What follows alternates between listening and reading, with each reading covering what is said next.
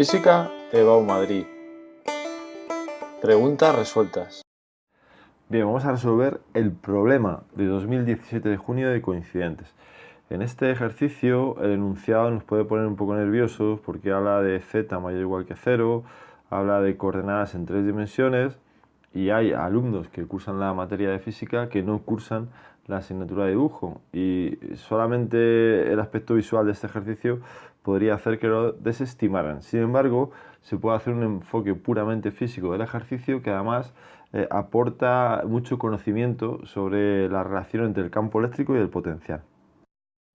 Para ello primero nos tenemos que hacer una idea de lo que nos piden y de la situación que tenemos. Dice, en el semiespacio definido por z mayor o igual que 0 existe un campo eléctrico uniforme dado por 5000 K, es decir, lleva la dirección del eje de las zetas, Newton partido por Coulomb. Entonces dice que determine la diferencia de potencial entre los puntos 1, que es el 1, 2, 3, y el punto 2, que es el 2, 4, 3.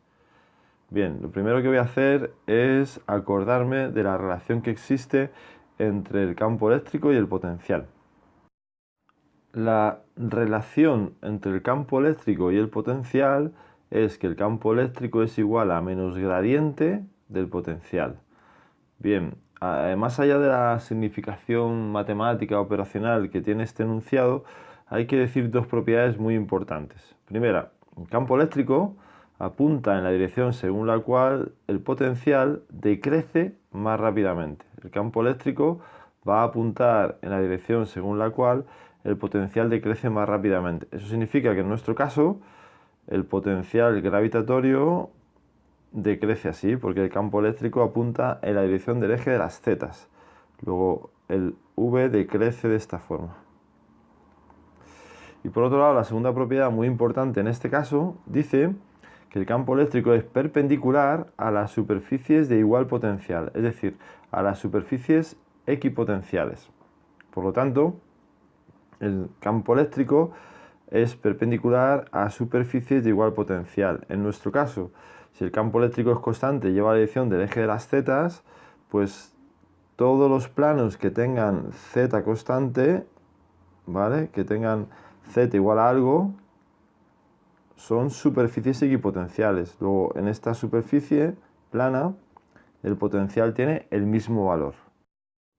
Vinculada a la expresión anterior, en la que decíamos que el campo eléctrico es igual a menos gradiente del potencial, encontramos la expresión que para calcular la diferencia de potencial entre dos puntos hay que hacer la integral entre A y B de E por diferencial de R. ¿Vale? Esta es la integral que tendríamos que aplicar para calcular la diferencia de potencial entre dos puntos. Y aquí es donde tenemos que aplicar la física, más que el dibujo. Porque si me fijo, me dan dos puntos cuyas coordenadas son 1, 2, 3, 2, 4, 3. Es decir, estoy dos puntos que están en la misma coordenada z, ¿vale? Y el movimiento se produciría entonces en el plano XY, ¿vale?, a una misma altura z. Bien, si hago un dibujo, aunque no soy especialmente hábil con el dibujo,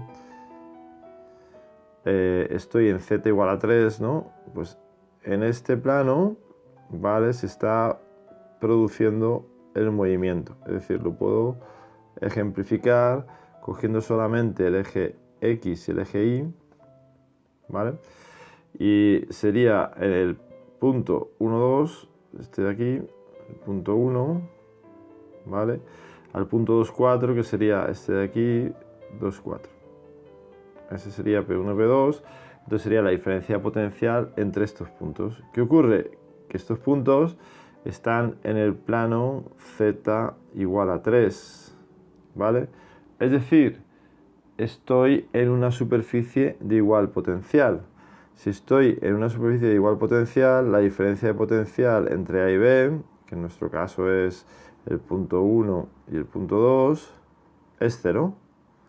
¿Vale? ¿Por qué? Porque P1 y P2 están en una superficie de igual potencial, que se llama equipotencial.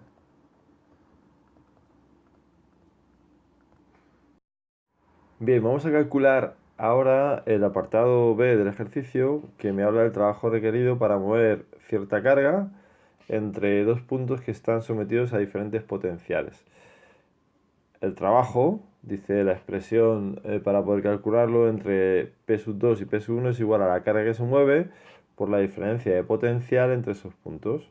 ¿Cómo se calcula la diferencia de potencial entre dos puntos? Pues la forma genérica de hacerlo siempre es a través de la integral entre P2 y P1 de E por diferencial de R. A veces, cuando tenemos una carga puntual, pues no hace falta utilizar la integral porque tenemos una expresión para el campo creado por una carga puntual. Pero en este caso tenemos un campo eléctrico que es constante, que por lo tanto no lo genera una carga puntual. Para hacer este ejercicio y enterarnos bien de lo que estamos haciendo, voy a hacer previamente un inciso que no sería necesario incluirlo en la resolución del ejercicio, pero que es una explicación para otros ejercicios. Vamos a suponer que tenemos una carga puntual positiva colocada en el origen de coordenadas. Estas circunferencias que se dibujan serían en esferas concéntricas con esta carga donde el potencial tiene el mismo valor, es decir, serían superficies equipotenciales. ¿Por qué? Porque el potencial creado por una carga puntual, si conocemos lo que vale, y sería la constante de Coulomb por el valor de la carga partido por su distancia al punto donde calculo el potencial. Es decir, en este caso la distancia sería esto de aquí, ¿vale? El radio de esta esfera.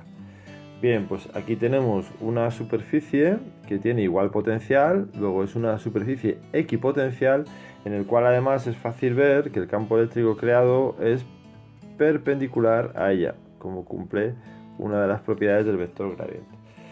Y por otro lado tenemos otra superficie equipotencial con un potencial más pequeño porque la distancia es más grande. Si me pidieran que calculara el trabajo para mover una cierta carga puntual desde el punto A hasta el punto B, tendría que aplicar la expresión del trabajo que hemos visto antes, y el trabajo entre A y B es igual a la carga que se mueve, ¿vale? Hay que distinguir esta carga que se mueve de esta carga. No es esta carga, es una carga que coloco aquí, ¿vale? Por el potencial de salida, que sería el punto A, menos el potencial de llegada, ¿vale? La carga que se mueve estaría aquí entonces, carga que se mueve. Vale, pues todo esto porque quiero que observéis una cosa. Lo relevante para la diferencia de potencial entre el punto A y el punto B no es la distancia que hay entre estos puntos. Eso no es lo relevante, ¿vale? Porque el potencial de A, ¿vale?, depende de esta distancia y el potencial de B depende de esta distancia. Al hacer la diferencia de potencial van a aparecer estas distancias a la carga que crea el potencial, ¿vale? Es decir, que por ejemplo, yo para mover la carga de A a B podría desplazar la carga A aquí, ¿no?, a este punto, ¿vale? Y en este movimiento el trabajo sería cero, porque me estoy moviendo en una superficie de igual potencial.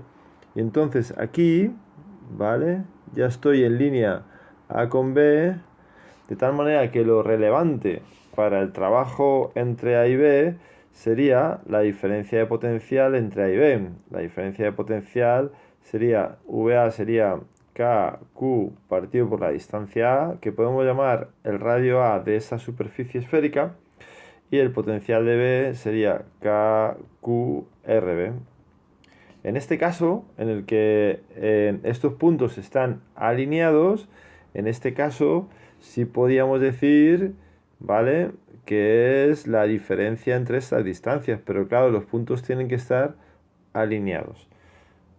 Y para alinearlo no pasa nada, porque para pasar de A a esta posición, que podemos llamarla prima, el trabajo es cero porque me estoy moviendo en una superficie equipotencial. Lo mismo podríamos pensar en B, ¿no? ¿Vale? Es decir, movernos hasta aquí y luego bajar, ¿vale?, en una superficie equipotencial. Bien, todo lo anterior lo he dicho para justificar esto que voy a hacer aquí. Esta integral, ¿vale? Sería lo mismo que la integral entre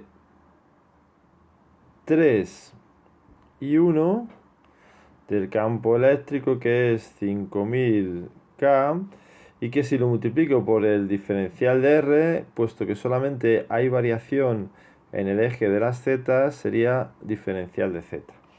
Bien, ¿por qué esto es así? Porque está produciéndose un cambio de plano en el eje de las z, del 3 al 1. Yo sé que las superficies equipotenciales son planos paralelos al eje XY. Por lo tanto, la variación de potencial se está produciendo únicamente en Z. Es lo relevante y es lo que se añade aquí, ¿no? De tal manera que este diferencial de R, que podía estar hecho por diferencial de X, Y, más diferencial de IJ, más diferencial de K, solamente hay que considerar la variación en Z, ¿vale? Y por eso en este punto se considera la variación en Z entre 3 y 1. Si hago esta integral, puesto que el campo eléctrico es constante, lo que me sale es igual a 5000 por z evaluado entre 1 y 3. Por lo tanto me queda 5000 por 1 menos 3, aplicando la regla de Barrow.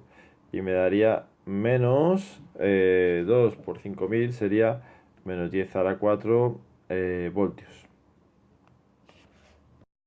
Si sustituimos ahora en la expresión superior y ponemos la carga que movemos, que tiene un valor de 5 por 10 a la menos 6 coulombios por diferencia de voltaje, esto es igual a menos 5 por 10 a la menos 2 julios. Este trabajo, al ser negativo, pues vemos que no lo hace el sistema, que para que suceda una fuerza externa tiene que realizarlo. Vale, en este pequeño inciso, que no sería necesario para completar el ejercicio, porque el ejercicio ya está completo, vamos a contar un par de cosas que nos pueden servir bien para otros ejercicios. Voy a partir de dos expresiones. Una es que la fuerza es igual a la carga que se pone por el campo en ese punto, ¿vale? Y la otra es que el campo eléctrico es igual a menos el gradiente, ¿vale? El vector gradiente del potencial eléctrico. La primera de estas expresiones me dice que la fuerza y el campo tienen la misma dirección y sentido cuando esta carga es positiva. Luego que las cargas positivas se mueven a favor del campo. Eso es una conclusión que puedo sacar. En nuestro caso, como la carga positiva la quiero mover desde aquí, que es donde coloco la carga, hasta aquí, me estoy moviendo en contra del campo eléctrico. Por lo tanto, no se trataría de un movimiento natural, es un movimiento forzado, es un movimiento que hay que hacer. Por eso el trabajo me sale negativo. Y otra conclusión importante que puedo sacar sobre el movimiento natural de las cargas positivas es que como las cargas positivas se mueven a favor del campo, pues se moverían hacia potenciales decrecientes. ¿Por qué? Porque el campo eléctrico, según la propiedad del gradiente, apunta en la dirección según la cual V decrece más rápidamente, ¿vale? Con lo cual el campo eléctrico está apuntando hacia potenciales decrecientes. Los potenciales decrecerían en esta dirección y sentido. Por lo tanto, esta carga positiva la estoy haciendo moverse hacia potenciales crecientes. Eso no es su tendencia natural. Por lo tanto, tiene que haber algo externo, una fuerza externa, algo que realice un aporte de energía como trabajo para que esta carga se mueva de aquí a aquí.